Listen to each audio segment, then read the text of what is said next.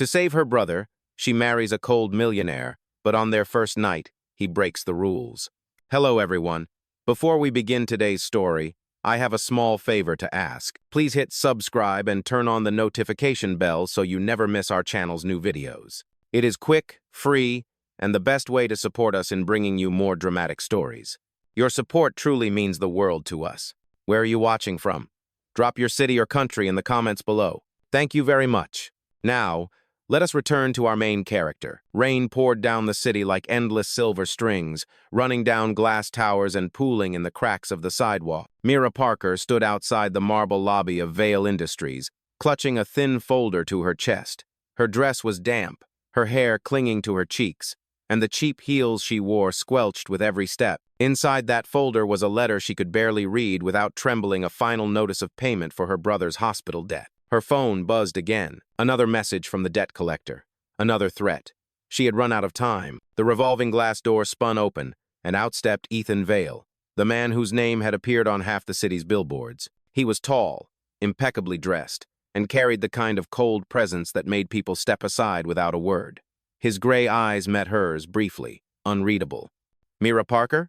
His voice was calm, smooth, and terrifyingly controlled. Yes, Mr. Vale, she stammered, her throat dry. You said you could help my brother, please. I will do anything. He studied her for a long moment, then said something she could hardly process. Marry me. Think of it as a contract. The words cut through the sound of the rain like a blade. She blinked, sure she had misheard. What did you say? Ethan walked past her, stepping under the awning where the rain did not reach. His tone never changed. You need money. I need a wife for 1 year. It will make my board happy, my investors calm, and your brother's debt. He paused, his gaze flicking toward her. Will disappear by morning. Mira's heart pounded so loud she could barely hear the thunder. You are serious? He nodded once. Completely. You will have your brother's bills cleared, a monthly allowance, and a contract that guarantees your safety. But, he leaned slightly closer, his voice lowering to something colder. There are rules. Ugh. Her hands tightened around the folder. What kind of rules? He opened a sleek leather briefcase and slid a document toward her. 5 lines, typed in perfect symmetry. No disclosure of this agreement to anyone. No emotional involvement. No physical intimacy. Attendance required at 5 public events as Mrs. Vale. Termination if any rule is broken. He looked at her, expression unreadable. This is business, Miss Parker, not love. Lightning flashed outside, reflecting against the glass. Mira's pulse raced. Her brother's face appeared in her mind, his bruised knuckles, the oxygen tubes, the hospital bills she could never pay. She exhaled shakily. If I say yes, when do we start? Ethan closed the briefcase with a soft click. Tomorrow morning, 7 sharp. My driver will pick you up. The ceremony will be private. He slipped a platinum ring onto the table between them. It gleamed under the dull light like a silent promise or a warning. Take the night to think about it, he said quietly. But remember, by tomorrow, your brother's time may run out. The door closed behind him, leaving only the echo of rain and the weight of an impossible choice. Mira stood frozen, the contract trembling in her hands. Outside, lightning cracked through the clouds. Somewhere deep inside her, a voice whispered the truth she did not want to admit. She was about to marry a man she barely knew, to save the only family she had left. And Ethan Vale, the cold millionaire who claimed not to believe in love, had just written the first rule he would soon break. The next morning, the rain had stopped, but the sky over Manhattan still looked bruised with clouds. Mira Parker barely slept. She sat at the edge of her narrow bed, clutching the unsigned contract. Every line of text echoed in her head like a countdown. No emotional involvement, no physical intimacy. Termination if any rule is broken. Her phone buzzed again. The hospital. Her brother's condition had worsened overnight. The doctor's voice was polite, but urgent. They needed another payment to continue his treatment. Mira's stomach dropped. She looked down at the contract one more time.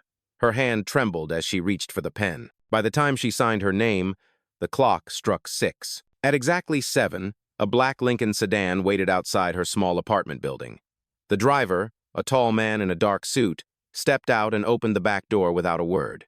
Mira climbed in, the world outside moving past in gray streaks of glass and asphalt. When the car stopped, they were in front of a courthouse. The air smelled faintly of rain and new paper. Inside, Ethan Vale was already there, calm, poised, unreadable. He wore a charcoal suit and a silver tie, not a single hair out of place. The ceremony took less than 15 minutes. There were no flowers, no music, no guests. Only 2 signatures, 1 photograph for legal record, and a single phrase from the officiant. You may now exchange rings. Ethan took the platinum band from his pocket and slid it onto her finger. It was heavy, cold, and strangely perfect. He looked at her briefly and said, "Welcome to your new life, Mrs. Vale." Oh. For a moment, she could not tell if it was sarcasm or sincerity. Outside, the street shimmered with puddles. When the driver opened the car door for her again, she hesitated before stepping in. Her reflection in the window looked like someone else entirely, someone who had traded freedom for survival. The ride to Ethan's estate felt endless. The city faded into quiet suburbs, then into a long private road lined with trees that looked too perfect to be real. At the end stood the Vale Manor, a sprawling stone mansion with towering columns and windows taller than her old apartment building. Mira followed the housekeeper through a grand hallway filled with marble floors and golden light. Every sound echoed, even the soft click of her heels. Portraits of people she did not know lined the walls, serious faces, all bearing the same sharp eyes as Ethan. "Dinner is served at 7, the housekeeper said politely. "Mr. Vale prefers punctuality." Mira nodded and went to her assigned room. It was beautiful, too beautiful. Cream-colored drapes, a king-size bed, a vase of white roses. Everything smelled faintly of money and distance. She dropped her small bag on the floor and sat down, staring at the ring that now circled her finger. Hours later, she changed into a modest dress and walked to the dining hall. The table stretched farther than any she had ever seen, set for 2 but able to seat 20. Ethan sat at the far end, reading something on a tablet. He looked up as she entered. "You are right on time. I did not want to break any rules," she replied quietly. He gave a faint, unreadable smile. That would be wise. Dinner passed mostly in silence. The clink of silverware echoed louder than words. Finally, Ethan set his tablet aside. "You will accompany me to several public events starting next week. Charity galas, investor meetings, a board dinner. You will be expected to act like my wife in public, nothing more." "And in private?" she asked before she could stop herself. He looked directly at her. "In private, we are strangers sharing the same roof. Nothing more." Her chest tightened, but she nodded. "Understood." He studied her face for a moment longer than necessary, then returned to his meal. The room felt colder after that. When dinner ended, Mira stood and excused herself. On her way out, she heard his voice behind her, quiet but firm. "Your brother's hospital bill has been paid in full. He will be discharged tomorrow." She froze. Slowly, she turned back. "You already did it?" Ethan did not look up. "A deal is a deal." Mira's throat tightened. "Thank you." He waved a hand dismissively. "Do not thank me, Mrs. Vale. You signed a contract. Payment was part of the agreement." She left the room before he could see her tears. That night, Mira stood by the window of her new room, watching the distant city lights flicker beyond the hills. The ring on her finger glimmered faintly under the soft lamp glow. She whispered to herself, "Just 1 year. You can do this." Downstairs, in his private study, Ethan watched the rain begin again. On the desk in front of him lay another copy of the contract. His fingers brushed across the words of the 5th rule, no emotional involvement. He exhaled, almost like a man who already knew he was going to break it. Morning sunlight spilled through the tall windows of Vale Manor, painting gold patterns across the marble floor. For the first time in days, the sky was clear. Mira Parker woke up in a bed that felt far too soft, surrounded by silence that did not feel like peace but like distance. She dressed carefully in one of the simple outfits that had been placed in her wardrobe, elegant, modest, chosen by someone else. When she stepped into the hallway, she found a note pinned to the door. In clean handwriting, it read, "Breakfast in the East Room. Schedule begins at 10. E.V." She followed the directions until she reached a long room flooded with morning light. A table was already set for one. The housekeeper, Mrs. Lang, appeared from a side door. "Mr. Vale has gone to his office downtown," she explained softly. "He left instructions for you to meet Mr. Hill, his assistant, at 10.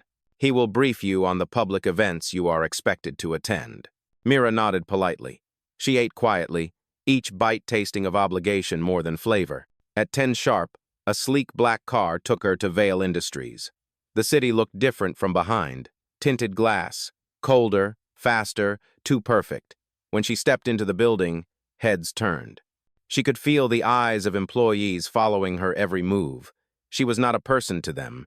She was the mysterious new Mrs. Vale. Inside the top-floor conference room, Mr. Hill greeted her with a professional smile. He was efficient, polite, and distant, just like his employer. He handed her a folder filled with photographs, event details, and media scripts.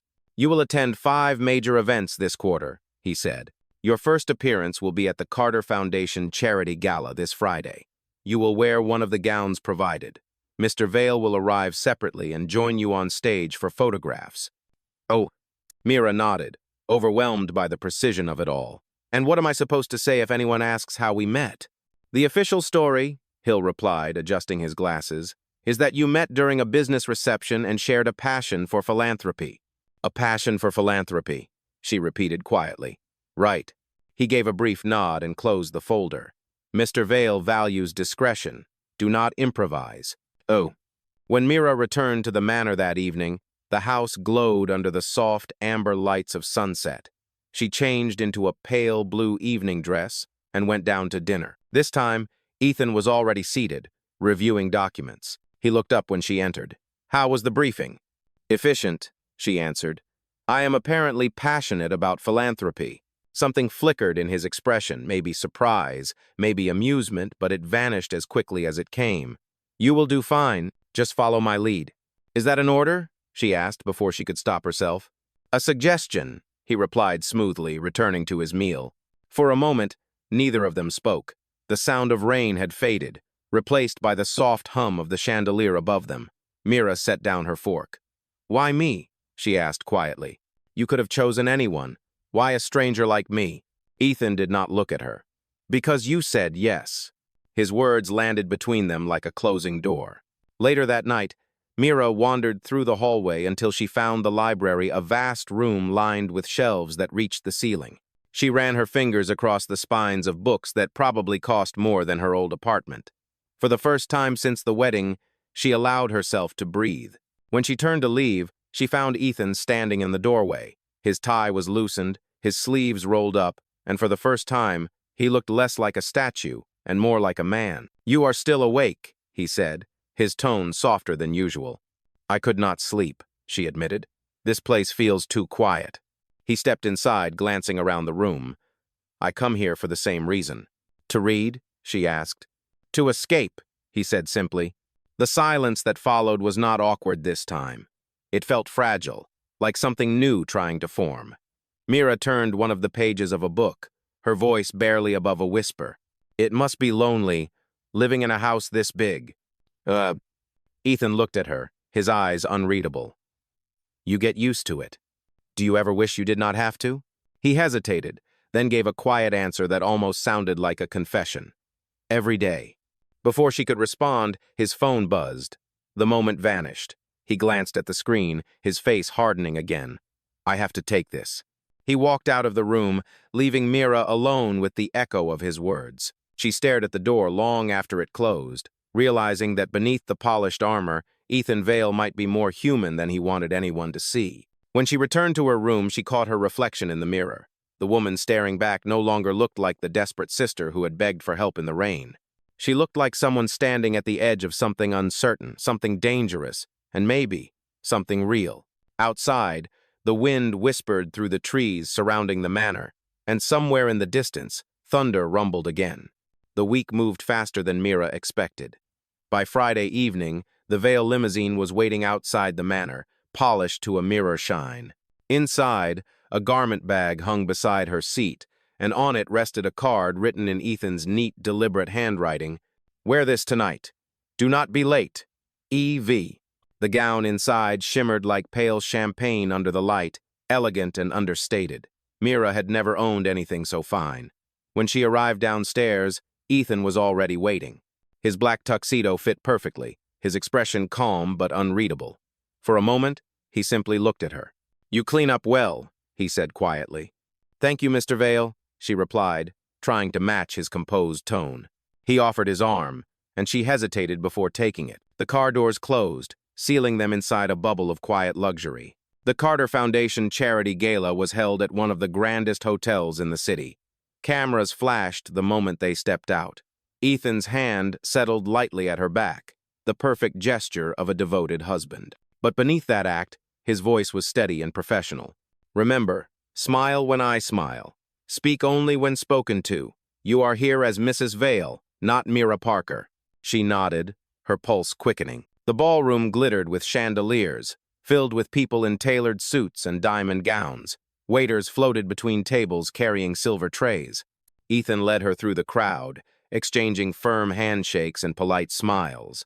Every word he spoke sounded rehearsed, every move calculated. Yet when he looked at her, even for a fraction of a second, his gaze softened just slightly. At the center of the ballroom, a reporter approached with a camera crew. "Mr. and Mrs. Vale, you two look incredible tonight. Tell us, what is the secret to such a strong partnership?" Mira froze. Ethan's warning replayed in her head, "Do not improvise." But then she saw his face, calm and waiting, and something in her rebelled against the script. She smiled gently at the reporter. "We keep our promises," she said, "even when they are hard." The reporter's expression warmed. The crowd laughed softly, approvingly. Ethan's hand tightened just enough for her to notice. When the cameras turned away, he leaned close and whispered, "That was not in the script." "I know," she said softly, "but it was true." For the first time that evening, his lips curved into something that almost looked like a real smile. Later, when the gala ended, they stood together near the balcony overlooking the city. The night air was cool, scented with champagne and rain. Mira leaned slightly against the railing, her voice barely audible. "You can stop pretending now. The event is over." Ethan looked at her, his expression unreadable but his tone gentle. "Maybe I am not pretending anymore." Before she could respond, a gust of wind swept through, carrying the sound of distant thunder once again. She turned toward the skyline, her heart unsteady, wondering if this was the first small crack in the wall he had built around himself or in her own. The following morning, sunlight filtered through the curtains of Vale Manor, soft and golden. Mira Parker woke with the faint scent of roses drifting from the garden below. The gala still played in her mind like a dream, her words, the cameras, the way Ethan had looked at her when she said, "We keep our promises." Downstairs, the household buzzed with quiet activity. Reporters had already begun writing about the event. Headlines flashed across news feeds. "Ethan Vale and his mysterious wife steal the spotlight." Mira scrolled through the articles, her stomach tightening. Every photograph showed them together, his hand at her waist, her eyes turned toward him. To the world, they looked like a perfect couple. When she entered the dining room, Ethan was already there, reading the morning paper. He did not look up immediately. "You made an impression last night," he said evenly. "The board called at sunrise. They think marriage has made me more relatable. Should I apologize for that?" she asked lightly. "No," he said, folding the paper. "You did well. But next time, remember that public words can create private consequences." She met his gaze across the long table. "I only spoke the truth." "That," he said quietly, "is what worries me." For a moment, neither of them moved. The air between them felt fragile, stretched thin by something neither dared to name. Later that afternoon, Mira joined Ethan at his office downtown for a press meeting. It was her first time seeing him at work. Behind the glass walls of Vale Industries, he was different, colder, sharper, completely in control.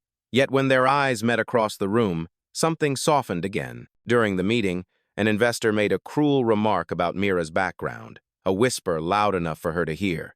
Before she could react, Ethan's voice cut through the room. "Watch your tone," he said flatly. "My wife's integrity is worth more than your quarterly returns." The silence that followed was absolute. The investor flushed and looked away. Mira said nothing, but her heart pounded. For the first time, Ethan had defended her not as part of a contract, but as if he meant it. That evening, they drove back to the manor without speaking. The city lights reflected in the car windows, flickering across his profile. She wanted to thank him, but did not know how. When they reached the driveway, Ethan finally broke the silence. "Do not let anyone make you feel small, Mrs. Vale. You are doing better than you think." Her breath caught. "Is that another rule?" He looked at her, a faint trace of a smile on his face. "No," he said softly. "That one is not in the contract."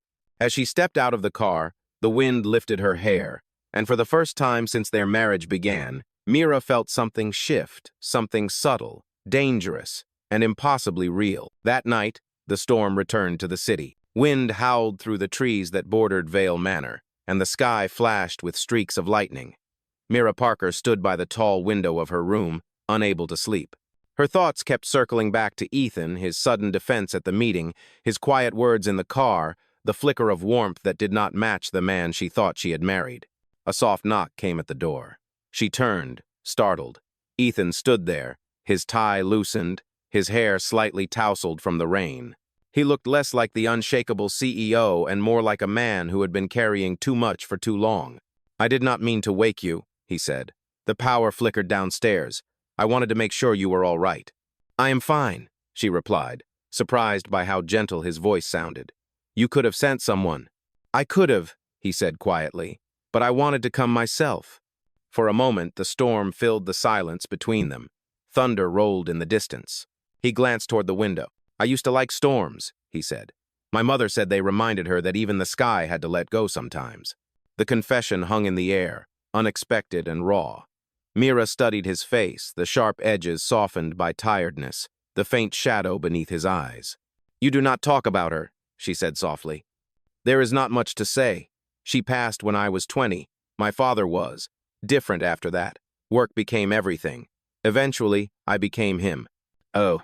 His honesty felt like a door opening just a little. Mira stepped closer, her voice steady but warm. "Maybe you do not have to stay that way."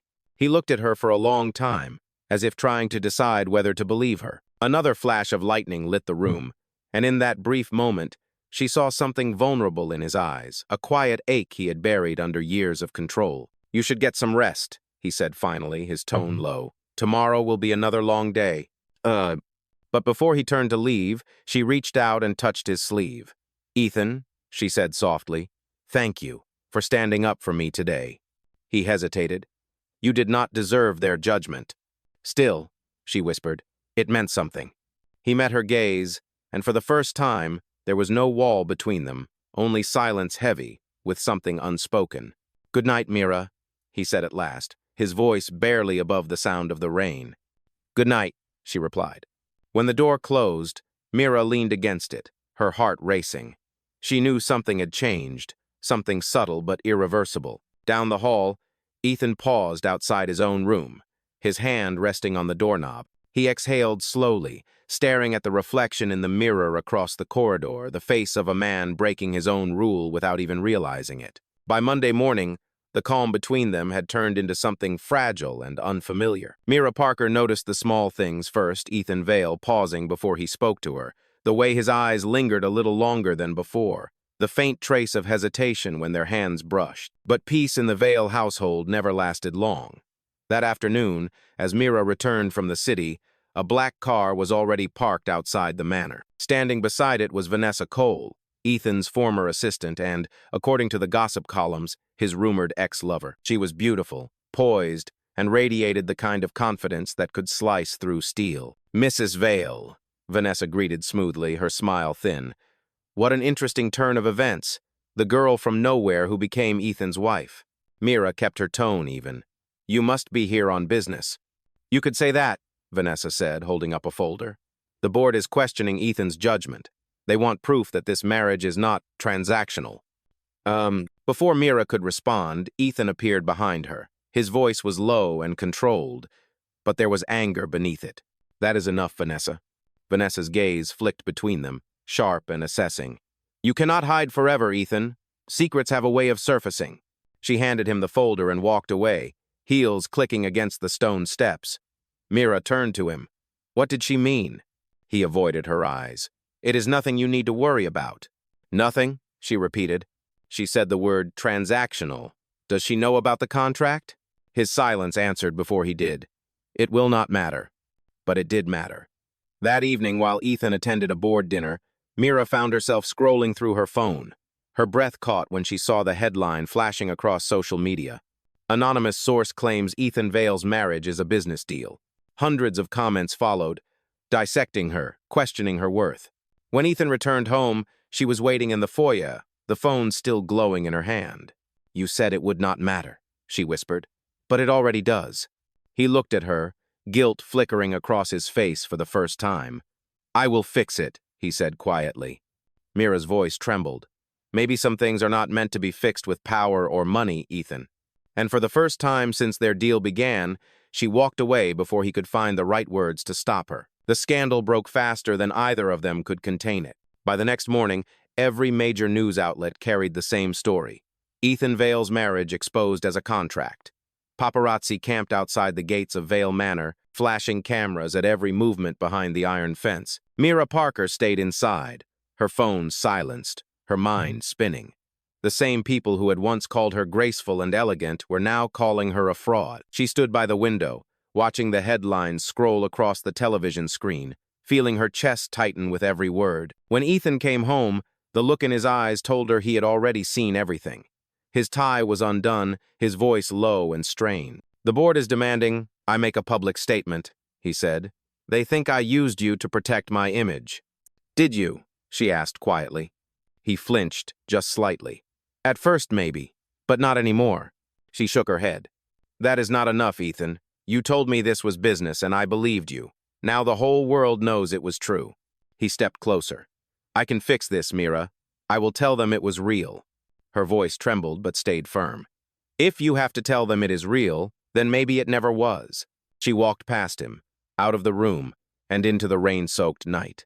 Cameras flashed as she stepped through the gates, her face pale but steady. She ignored the questions shouted after her and disappeared into a waiting taxi. The next day, Ethan Vale stood before a wall of microphones at a press conference. The cameras clicked as he began to speak. There is no contract, he said clearly.